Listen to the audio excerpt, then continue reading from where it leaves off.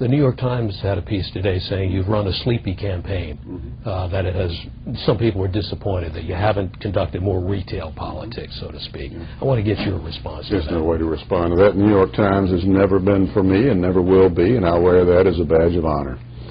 All the rest of them have been out there for a year more than I have and spent millions and millions of dollars more than I have, and I'm in the hunt. The media game sometimes is to build somebody up to totally unrealistic expectations. These are the next Reagan or the next savior or something like that. It's impossible and ridiculous. And then when you turn out to be just a normal human being who's just trying to do their best and putting their views out there and saying, I'm the same old guy I've always been, then they say, oh, that's kind of disappointing. Former Tennessee Senator Fred Thompson claims he's the real conservative in this race, the one who hasn't changed his position on issues like abortion and taxes. His video caused quite a stir at the recent YouTube GOP debate, trying to demonstrate that the conservative rhetoric of his opponents in this campaign doesn't always match what they said in the past. I believe that abortion should be safe and legal in this country. I believe that since Roe v. Wade has been the law for 20 years, that we should sustain and support it. Others have suggested a surcharge on the income tax. That's acceptable. I'm fine with that.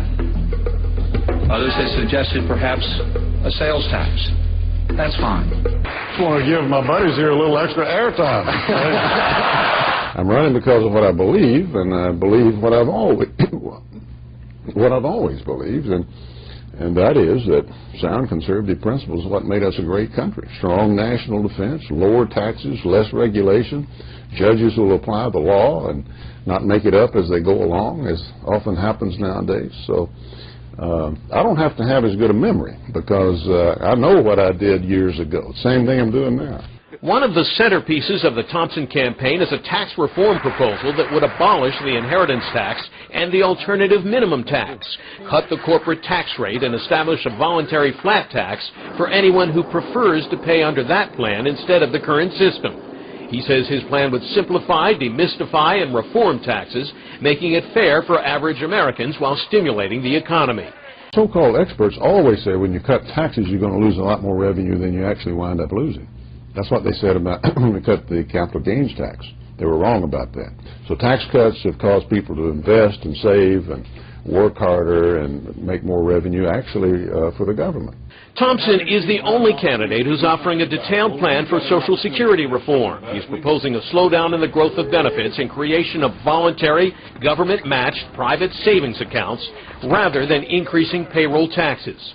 Critics charge his plan would slash, not just cut, benefits, especially for the lowest income Americans who depend the most on Social Security when they retire. Thompson rejects that criticism and says whether you agree with his ideas or not, something must be done to rescue Social Security. Everybody says that talking about Social Security is very dangerous politically. We're going to find out. I decided a long time ago if I can't tell the truth and run for president, I shouldn't be running for president. And I'm the only one in either party that's talking about it, although everybody will privately acknowledge it's going bankrupt, and we've got to do something about it. On the issue that's become the rallying cry for nearly every Republican candidate, immigration, I asked Thompson about a recent statement by Democratic candidate Bill Richardson. He said he was depressed and disgusted to see Republican candidates trying to outdo each other on demonizing immigrants during this week's debate. I want to get your reaction to that. No one demonized immigrants. What we were talking about is illegal immigration. The demagoguery is not on the Republican side on that issue in that way. Demagoguery is on those who would claim that the illegal immigration issue is somehow anti-immigrant. Just the contrary.